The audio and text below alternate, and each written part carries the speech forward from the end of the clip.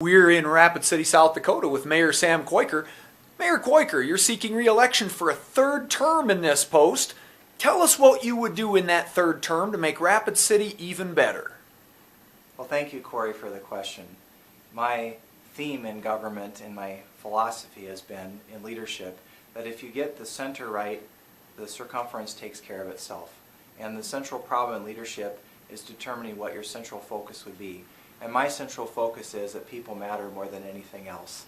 And I believe in positive, people-focused government.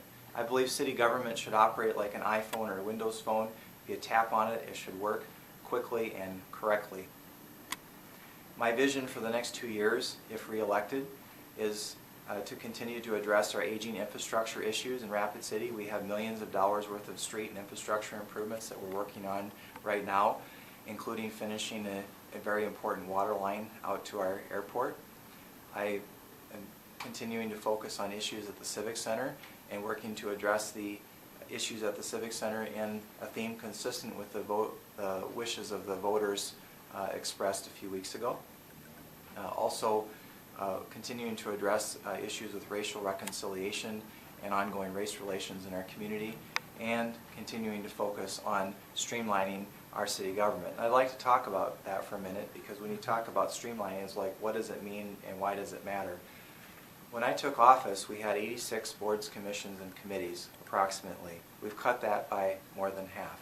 We had 9 trade appeals boards: plumbing, electrical, gas, mechanical, this, that, everything else. We've consolidated those boards down to 1 building code board of appeals, and we've taken 3 planning commission boards: planning commission, zoning board of adjustments, and sign code board of appeals, and we've been in the process of consolidating that, and that consolidation is actually would be completed within the next couple of weeks.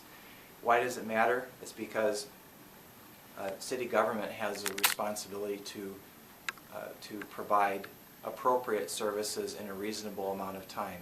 And as a regulatory agency, when city government operates too slow, it gums up the works and causes problems for businesses and people in our community.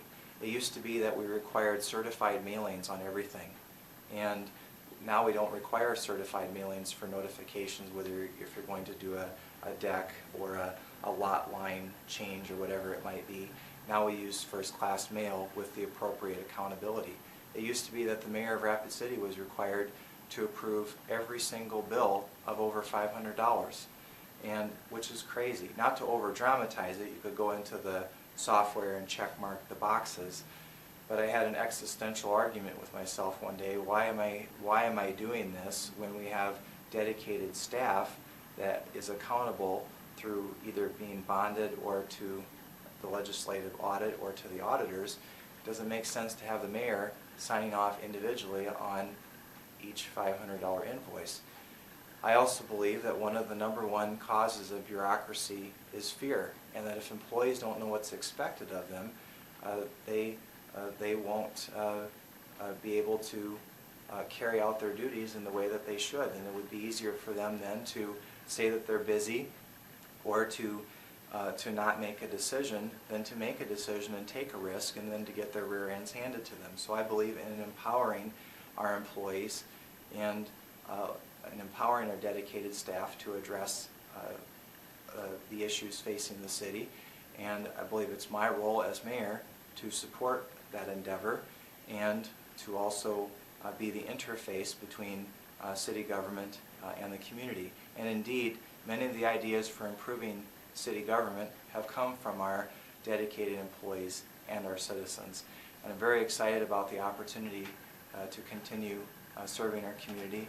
I believe frequent and fair elections are good for the process, and I look forward to the vote on June 2, and I ask for people to trust me again with their vote, and they're welcome to contact me anytime. The best way to reach me would be to go to my website at standwithsam.com, standwithsam.com, or you can send an email through the website as well.